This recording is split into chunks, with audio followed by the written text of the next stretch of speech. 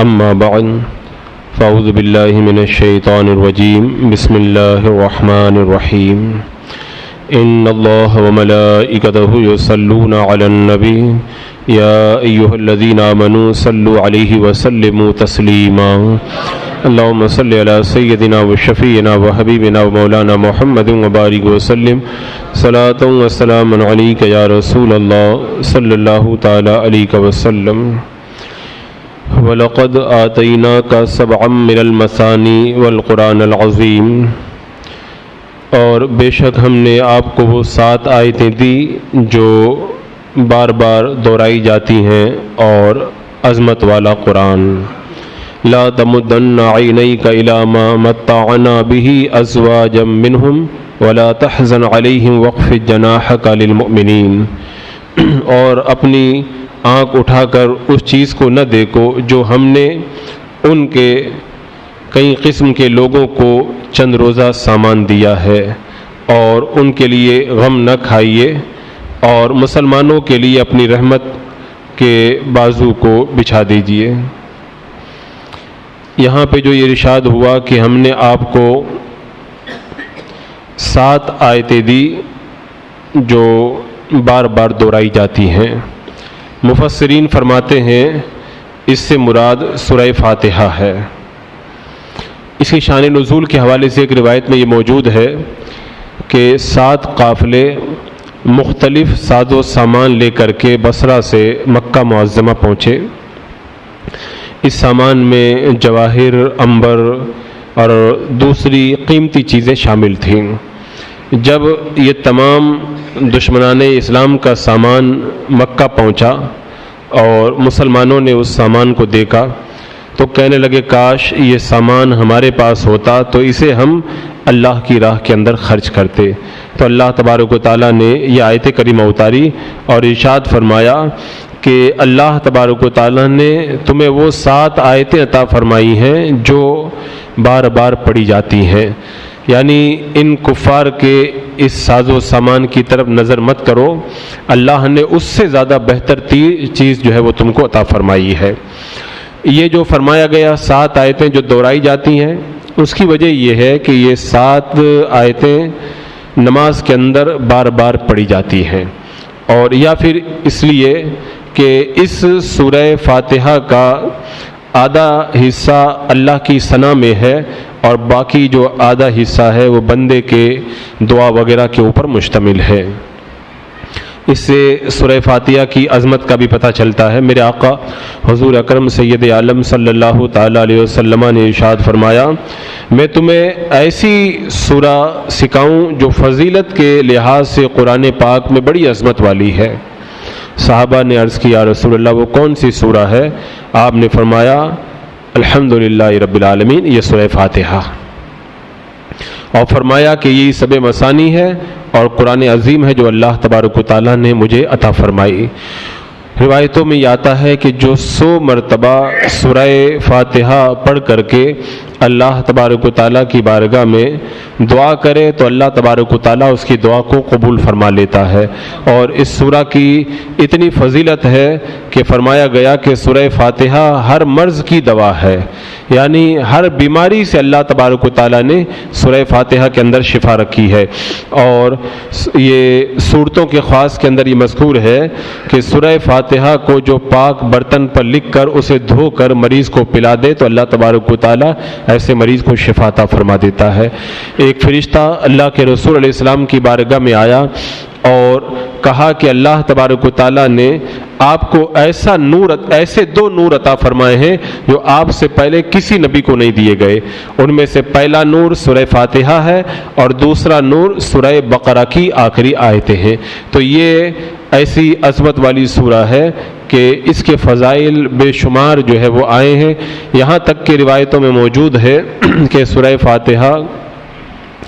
اگر پچھلی امتوں پہ نازل ہو جاتی تو پچھلی امتیں گمراہ نہ ہوتی۔ اللہ تبارک و تعالیٰ نے اس کے اندر ایسے عمدہ مضامین ارشاد فرمائے ہیں، بندہ جب اس سورہ کو پڑھتا ہے اور اس کے معنی کو سمجھ لیتا ہے تو اس کی روح جھوم اٹھتی ہے۔ لیکن چونکہ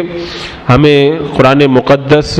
ایک تو پڑھنے سے ویسے لگاؤ کم اور سورہ کے معانی کی طرف ہماری توجہ بھی نہیں، اس لیے نماز کے اندر بار بار اس سورہ کو پڑھنے کے باوجود وہ لطف ہمیں حاصل نہیں ہوتا جو لطف ہمیں حاصل ہونا چاہیے۔ ورنہ یہ سورہ تو ایسی عظمت والی سورہ ہے کہ بندہ اگر اس کے معنی کو سمجھ کر کے اگر اس کو پڑھ لے تو اس کے اندر ایسے مضامین ہیں کہ اس کے ایمان کے اندر تازگی پیدا کر دیں۔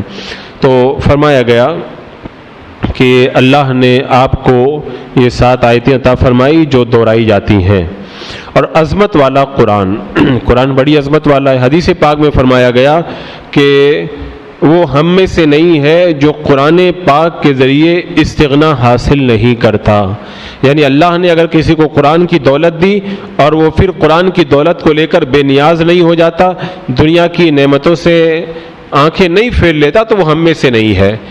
یعنی قرآن ایسی عظمت والی کتاب ہے کہ یہ ملنے کے بعد میں بندے کو کوئی اور تمنا رکھنا ہی نہیں چاہیے، جیسا کہ حضرت سیدنا ابو بکر صدیق رضی اللہ تعالیٰ عنہ فرماتے ہیں کہ جسے قرآن پاک کی دولت نصیب ہوئی اور اس کے باوجود وہ یہ سمجھتا ہے کہ فلاں کو فلاں دنیا کی نعمت جو ہے مجھ سے زیادہ ملی ہے، تو فرمایا کہ بے وقوف ہے، کیونکہ وہ اپنی عظیم دولت کو حقیر سمجھ رہا ہے اور دوسرے کی حقیر دولت کو وہ عظیم سمجھ رہا ہے۔ تو اس سے یہ پتہ چلتا ہے کہ دنیا کی ساری نعمتوں کے مقابلے میں قرآن کتنی عظمت رکھتا ہے۔ ایک بندے کو اربوں خربوں کا مالک بنایا گیا، دنیاوی کرسی دی گئی، عزت اور منصب دیا گیا، دنیا کی دولتوں سے نوازا گیا، صحت دی گئی، حسن و جمال دیا گیا، لیکن دوسرا بندہ وہ ہے جس کو اللہ نے قرآن پاک کی دولت عطا فرمائی، تو یہ بندہ اس دوسرے بندے کے مقابلے میں بے شمار عظمتیں رکھتا ہے۔ آپ اس سے جائزہ لیں اپنے آپ کا کہ آج ہم لوگوں نے عزت کا معیار کیا بنایا ہے اور اسلام نے عزت کا معیار کیا عطا فرمایا۔ ان روایتوں سے یہ پتہ چلتا ہے کہ قرآن کی دولت والا بندہ سب سے زیادہ عزت والا ہے۔ اسی لیے اللہ کے رسول علیہ السلام نے ارشاد فرمایا خیرکم من تعلم القرآن وعلمہ، تم میں سب سے بہتر وہ ہے جو قرآن سیکھے اور سکھائے۔ لیکن ہم لوگ قرآن سیکھنے اور سکھانے والے کو تو کمتر اور حقیر سمجھتے ہیں، اور اگر کسی کے پاس میں دولت اور مال ہے تو اسے بڑی عزت دیتے ہیں ہم لوگ۔ تو اللہ کے رسول نے فرمایا کہ وہ ہم میں سے ہے ہی نہیں جو قرآن کے ذریعے استغنا حاصل نہ کرے۔ ایک طرف تو یہ، اور دوسری طرف ایک بڑے افسوس کی بات یہ بھی ہے کہ جو بندہ قرآن کا حافظ ہے یا قرآن کا علم رکھتا ہے وہ بھی جو ہے وہ سیٹوں کے سامنے، دولت مندوں کے سامنے جھکتا ہوا نظر آتا ہے، ان کی جی حضوری کرتا ہوا نظر آتا ہے، تو یہ بندہ بھی قرآن کی جو ہے وہ پورے طریقے سے تعظیم نہیں کر رہا ہے۔ اللہ نے قرآن کی دولت دے دی تو کسی دنیا والے کے سامنے جھکنے کی کوئی ضرورت باقی ہی نہیں رہ گئی ہے۔ اللہ نے اتنی بڑی دولت دے دی تو کسی اور دولت مند کے سامنے جا کر کے جو ہے وہ کسی بھی طریقے سے بندے کو رسوا نہیں ہونا چاہیے۔ اور ہمارے اسلاف کا طریقہ یہی تھا۔ ہمارے اسلاف ویسے بہت عاجزی کرتے، چھوٹے بچوں کے سامنے عاجزی، ہر جگہ عاجزی کا مظاہرہ کرتے، کبھی بھی گھمنڈ و تکبر نہیں کرتے، لیکن جب بات آ جاتی امیروں کی یا دنیا دار جو ہے وہ بادشاہوں کی تو پھر ان کی عظمت کا معاملہ الگ ہی کچھ ہوا کرتا تھا۔ امام بخاری رحمۃ اللہ تعالیٰ علیہ کو آپ دیکھ لیں، امام بخاری رحمۃ اللہ تعالیٰ علیہ کو جب حاکم بخارا نے یہ کہا تھا کہ میرے بچوں کو آپ گھر پہ آ کر کے پڑھا دیں، آپ نے فرمایا کہ میں علم کو امیروں کے دروازے پہ لے جا کر کے ذلیل نہیں کروں گا، تو آپ کو اگر پڑھانا ہے تو اپنے بچوں کو یہیں پر بھیجو۔ تو حاکم بخارا نے کہا کہ پھر آپ ایک کام کریں، میں اپنے بچوں کو پڑھنے کے لیے آپ کے پاس بھیجوں گا، لیکن آپ دوسرے بچوں سے الگ میرے بچوں کو پڑھائیں، کیونکہ بادشاہ کے بیٹے وہ امیر کے بیٹے ہیں۔ تو حضرت امام بخاری رحمۃ اللہ تعالیٰ علیہ نے فرمایا کہ علم کی دولت سب کے لیے یکساں ہے، امیر اور غریب کا اس کے اندر کوئی فرق نہیں کیا جاتا ہے۔ تو جب آپ نے انکار کر دیا تو وہ لوگ، حاکم تھے، وہ غصہ ہوا اور کہنے لگا کہ میں آپ کو بخارا سے نکلوا دوں گا۔ امام بخاری رحمۃ اللہ تعالیٰ علیہ نے فرمایا بخاری کو کسی بخارا کی ضرورت نہیں ہے، بخاری جہاں جائے گا وہیں بخارا بنا دے گا۔ یعنی یہ ان اللہ والوں کو علم کی عظمت کا احساس تھا کہ اللہ نے جو دولت ہم کو دی ہے یہ دولت بہت بڑی ہے، اسی لیے وہ کسی دنیا دار کے سامنے جھکتے نہیں تھے، یہاں تک کہ اگر ان کو ضرورت بھی پڑ جاتی تھی تو کسی دنیا دار کے سامنے جو ہے وہ اپنی حاجتوں کو لے کر کے نہیں جاتے تھے. اگر اپنی حاجت وہ رکھتے تھے تو اللہ اس کے رسول کی بارگاہ میں رکھا کرتے تھے اور ان کی ضرورتیں پوری ہوتی تھی. ایسا کبھی بھی نہیں ہوا کہ وہ دنیا سے محروم رہے. اللہ تبارک و تعالیٰ نے ہم سے کئی گنا زیادہ ان کو دنیا کی دولتیں بھی عطا فرمائی. امام اعظم رضی اللہ تعالیٰ عنہ کو آپ دیکھ لیں, حضور سیدنا غوث اعظم رضی اللہ تعالیٰ عنہ کو دیکھ لیں, حاکم وقت بادشاہ زمانہ جو ہے وہ آپ کے دروازے پر حاضری کے لیے بےتاب نظر آتا ہے, لیکن آپ نے علم دین کو, قرآن و سنت کے علم کو کبھی کسی امیر کے دروازے پہ لے جا کر کے رسوا نہیں کیا. تو حضرت ابو بکر صدیق رضی اللہ تعالیٰ عنہ نے فرمایا کہ جسے قرآن کی دولت نصیب ہوئی اس کے باوجود بھی وہ یہ سمجھتا ہے کہ فلاں کو مجھ سے زیادہ ملا ہے, تو اس کا مطلب یہ ہے کہ اس نے جو ہے وہ قرآن کی عظمت کو سمجھا ہی نہیں ہے. اللہ تبارک و تعالیٰ نے فرمایا کہ وَلَقَدْ آتَيْنَاكَ سَبْعًا مِنَ الْمَثَانِي وَالْقُرْآنِ الْعَظِيمِ, اللہ نے بار بار پڑھی جانے والی 7 آیتیں تم کو دی اور اللہ تبارک و تعالیٰ نے قرآن, عظمت والے قرآن جیسی دولت تم کو عطا فرمائی. لہذا اس آیت کریمہ کی روشنی کے اندر ہمیں اپنی عزت اور عظمت کا یہی معیار بنانا چاہیے کہ جو بندہ زیادہ علم رکھتا ہو, قرآن و سنت پہ نظر رکھتا ہو, اور قرآن کی دولت اللہ نے جس کے سینے عطا فرمائی وہ ہماری نظر کے اندر زیادہ عظمت والا ہونا چاہیے. وہ زیادہ عظمت والا نہیں ہونا چاہیے جو دنیا کی دولت کو اپنے پاس میں لے کر کے بیٹھا ہے. اور پھر اللہ تبارک و تعالیٰ نے فرمایا کہ ان کی طرف جو ہے وہ محبوب آنکھ اٹھا کر بھی مت دیکھیے جن کو ہم نے دنیا کی دولتیں دی ہیں, اس لیے کہ مسلمان جو ہے اس زمانے میں غربت کا شکار تھے اور کافروں کو دنیاوی ساز و سامان, مال و دولت بہت ملا تھا. تو اللہ تبارک و تعالیٰ نے اپنے حبیب کے ذریعے امت محمدی علی تحیت و ثنا کو یہ تعلیم دی کہ ان دنیا داروں کو ان کے حال پہ چھوڑ دیجئے, ان کی دولت کی طرف نظر مت کیجیے. اللہ تبارک و تعالیٰ نے تمہیں اس سے بڑی دولت عطا فرمائی ہے اور فرمایا ولا تحزن علیہم, اور ان کا غم بھی مت کیجیے. یہ کافر اگر ایمان نہیں لاتے ہیں تو ان کو ان کے حال پہ چھوڑ دیجئے, جن کی قسمت میں ایمان لانا ہوگا وہی ایمان لائے گا. آپ کا کام محبوب تبلیغ کرنا ہے, ہدایت دینا. یہ اللہ تبارک و تعالیٰ جس کو چاہتا ہے اس کو ہدایت دیتا ہے. اصل میں وجہ یہ تھی کہ میرے آقا صلی اللہ تعالیٰ علیہ وسلم لوگوں کی ہدایت کے لیے بڑے بیتاب رہتے تھے. آپ کی تمنا تھی کہ ہر بندہ جو ہے وہ دین حق کے اندر آئے اور جہنم سے بچ جائے. تو آپ کی جو لوگوں کے ساتھ محبت تھی, اس محبت کی وجہ سے آپ بہت زیادہ کوشش کرتے تھے. تو اللہ تبارک و تعالیٰ نے ایک جگہ فرمایا محبوب کیا آپ ان کو ایمان کی دعوت دینے کے لیے اتنا بیتاب رہتے ہیں کہ کیا آپ ان کے پیچھے اپنے آپ کو ہلاک کر دیں گے؟ تو اللہ تعالیٰ نے اس آیت کریمہ کے ذریعے اپنے حبیب کی تسلی فرمائی اور فرمایا وَخْفِضْ جَنَاحَكَ لِلْمُؤْمِنِينَ, مسلمانوں کے لیے اپنی رحمت کے بازو آپ بچھا دیجئے. اللہ نے کتنا کرم فرمایا ہم گنہگاروں پر. اپنے حبیب سے ارشاد فرمایا محبوب آپ امت کے اوپر شفقت فرمائیں اور اپنی امت کے لیے رحم و کرم فرمائیں. اور میرے آقا صلی اللہ تعالیٰ علیہ وسلم کا جو رحم و کرم ہے وہ پھر کتنا زیادہ امت کے اوپر برسا اس کا اندازہ نہیں کیا جا سکتا ہے. یہاں پر یہ اشارہ کیا گیا اس بات کی طرف کہ جب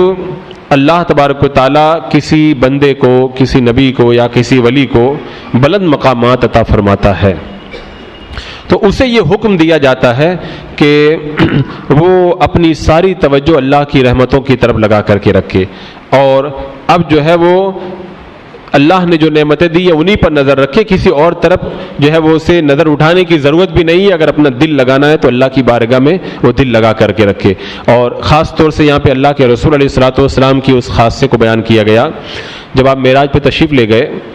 اور بڑے بلند مقامات کے اوپر آپ فائز ہوئے, سدرۃ المنتہا پہ پہنچے اور سدرۃ المنتہا سے آپ آگے بڑھے, انوار و تجلیات کی آپ کے اوپر بارشیں نازل ہوئی تو آپ نے ان کی طرف آنکھ اٹھا کر بھی نہیں دیکھا اور آپ کے دل کے اندر ذرہ برابر بھی ان کا خیال نہیں آیا. اس قدر آپ دیدار الہی کی تمنا کے اندر مستغرق تھے کہ آپ نے کسی اور کی طرف نظر بھی نہیں اٹھائی. تو صوفیاء کرام فرماتے ہیں اسی کی طرف اشارہ فرمایا محبوب کہیں اور آنکھ اٹھا کر بھی نہ دیکھیے. جس محبوب کو اللہ تبارک و تعالیٰ نے اپنے جلوے عطا فرمائے ہو وہ محبوب کیا کسی کی طرف دنیا کی نعمتوں کی طرف آنکھ اٹھا کے دیکھے گا. ہاں ساتھ میں یہ بھی فرما دیا کہ اے محبوب آپ اپنی امت کے اوپر رحم و کرم فرمائیے. تو جب آپ مقام محبوبیت آپ کو نصیب ہوا تو اب امت کو یہ تعلیم دی جا رہی ہے کہ وہ نبی اکرم صلی اللہ علیہ وسلم کی پیروی کریں اور اللہ کے رسول علیہ الصلوۃ والسلام کی اتباع کے اندر اپنی زندگی گزار دیں۔